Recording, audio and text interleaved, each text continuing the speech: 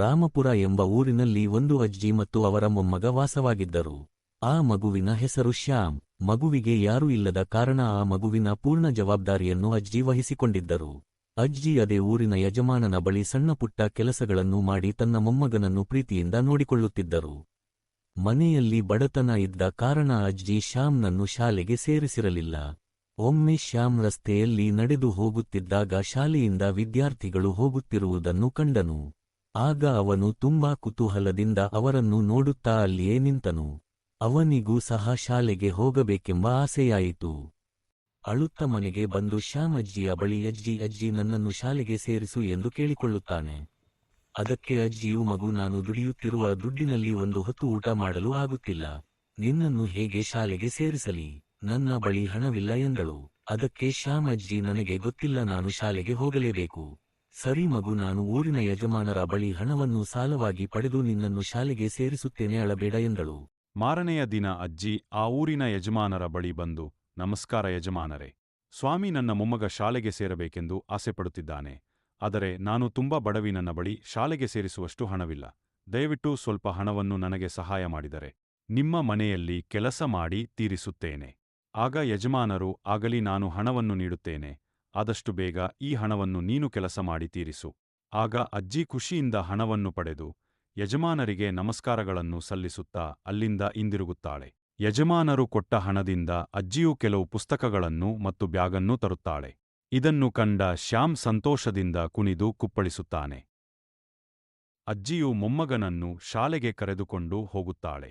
ಶ್ಯಾಮ್ನನ್ನು ಶಾಲೆಗೆ ದಾಖಲಿಸಿ ಅಲ್ಲಿಂದ ಮನೆಗೆ ಮರಳುತ್ತಾಳೆ. ಅಜ್ಜಿ ಶಾಲೆಯಿಂದ ಹೊರಹೋಗುವ ಮುಂಚೆ ಶಾಲೆಯ ಪ್ರಾಂಶುಪಾಲರ ಕೊಠಡಿಗೆ ತೆರಳಿ, ತರಗತಿಯ ಶಿಕ್ಷಕಿ ಮತ್ತು ಪ್ರಾಂಶುಪಾಲರಿಗೆ ನನ್ನ ಮೊಮ್ಮಗನಿಗೆ ಮತ್ತೊಂದು ಹೆಸರಿದೆ, ಅದು ಚೋಟ್ ಮೆಣಸಿನಕಾಯಿ ಎಂದು. ಆ ಹೆಸರನ್ನು ಕರೆದರೆ ಅವನಿಗೆ ತುಂಬಾ ಸಿಟ್ಟು ಬರುತ್ತದೆ ಎಂದು ಹೇಳಿ ಅಲ್ಲಿಂದ ಹೊರಟಳು. ಮೊದಲನೇ ದಿನ ಶಾಲೆ ಮುಗಿದ ಮೇಲೆ ಮನೆಗೆ ಬಂದು ಮಲಗಿದ ನಂತರ ಕನಸಿನಲ್ಲಿಯೂ ಸಹ ಶಾಲೆಯ ನೆನಪುಗಳು ಬರುತ್ತಿದ್ದ ಕಾರಣ ಅಂದು ರಾತ್ರಿ ಇಡೀ ನಿದ್ರೆ ಮಾಡಲಿಲ್ಲ. ಶ್ಯಾಮ್ ಮರುದಿನ ಬೆಳಗ್ಗೆ ಶಾಲೆಗೆ ಬಂದು ಖುಷಿಯಾಗಿ ಎಲ್ಲರೊಂದಿಗೆ ಮಾತನಾಡುತ್ತಾ ಕುಳಿತುಕೊಂಡಿರುತ್ತಾನೆ. ಶಿಕ್ಷಕಿಯು ಶಾಲಾ ಹಾಜರಾತಿ ತೆಗೆದುಕೊಳ್ಳುವಾಗ ಎಲ್ಲರೂ ಸಹ ಬಂದಿದ್ದೇವೆ ಎಂದು ನಿಂತು ಹೇಳುತ್ತಾರೆ. ಆದರೆ ಶ್ಯಾಮ್ ಮಾತನಾಡುವುದರಲ್ಲಿ ತಲ್ಲೀನನಾಗಿರುತ್ತಾನೆ. ಶಿಕ್ಷಕಿಯು 2 ಬಾರಿ ಕರೆದರೂ ಪ್ರತಿಕ್ರಿಯಿಸುವುದಿಲ್ಲ. ಕೋಪಗೊಂಡ ಶಿಕ್ಷಕಿ, ಚೋಟ್ ಮೆಣಸಿನಕಾಯಿ ಎಲ್ಲಿ ಕುಳಿದಿರುವೆ ಎಂದು ಜೋರಾಗಿ ಕೂಗಿದಳು. ಎಲ್ಲ ವಿದ್ಯಾರ್ಥಿಗಳು ಜೋರಾಗಿ ನಗತೊಡಗಿದರು.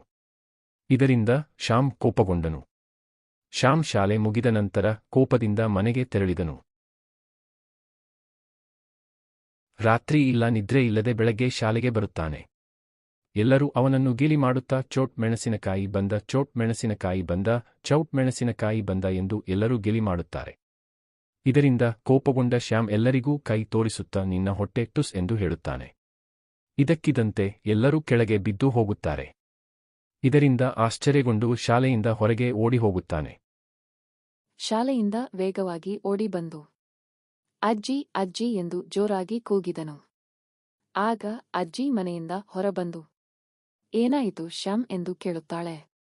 ಅದಕ್ಕೆ ಅವನು, ಅಜ್ಜಿ, ಎಲ್ಲರೂ ನನ್ನನ್ನು ಚೋಟ್ ಮೆಣಸಿನಕಾಯಿ ಎಂದು ಗೇಲಿ ಮಾಡಿದರು. ಕೋಪದಲ್ಲಿ ನಾನು ನನ್ನ ಕೈ ತೋರಿಸಿ ಟುಸ್ ಎಂದು ಹೇಳಿದೆ. ಎಲ್ಲರೂ ಕೆಳಗೆ ಬಿದ್ದು ಹೋದರು. ಆಗ ಅವನನ್ನು ಅಜ್ಜಿ ಸಮಾಧಾನ ಮಾಡಲು ಪ್ರಯತ್ನಿಸಿದಳು. ಸ್ವಲ್ಪ ಸಮಯದ ನಂತರ ಅಜ್ಜಿಗೂ ಸಹ ತುಂಬಾ ಕೋಪ ಬಂದು, ನಿನಗೇನು ಸಾಯುವ ಹೊತ್ತು ಬಂದಿತ್ತು, ಹಾಳಾದ್ ಚೋಟ್ ಮೆಣಸಿನಕಾಯಿ ಎಂದಳು. ಶ್ಯಾಮ್ಗೆ ಕೋಪ ಬಂದು ನಿನ್ನ ಹೊಟ್ಟೆ ಟುಸ್ಸೆಂದು ಹೇಳಿದನು. ಅಜ್ಜಿಯೂ ಸಹ ನೆಲದ ಮೇಲೆ ಬಿದ್ದು ಹೋದಳು. ಇದರಿಂದ ಹೆದರಿ ಶ್ಯಾಮ್ ಅಲ್ಲಿಂದ ಓಡಲು ಪ್ರಯತ್ನಿಸಿದನು. ಅಜ್ಜಿ ಸಾವಿನ ನಂತರ ಶ್ಯಾಮ್ ವಿರುದ್ಧ ಎಲ್ಲರೂ ತಿರುಗಿ ಬಿದ್ದರು. ಚೋಟ್ ಮೆಣಸಿನಕಾಯಿ ಎಂದು ಬೈದರು. ಇದರಿಂದ ಕೋಪಗೊಂಡ ಶ್ಯಾಮ್ ತನ್ನ ಕೈಯನ್ನು ಬಳಸಿ ಎಲ್ಲರನ್ನೂ ಟುಸ್ ಟುಸ್ ಎಂದು ಹೇಳುವ ಮೂಲಕ ಎಲ್ಲರನ್ನೂ ಸಾಯಿಸಿದನು.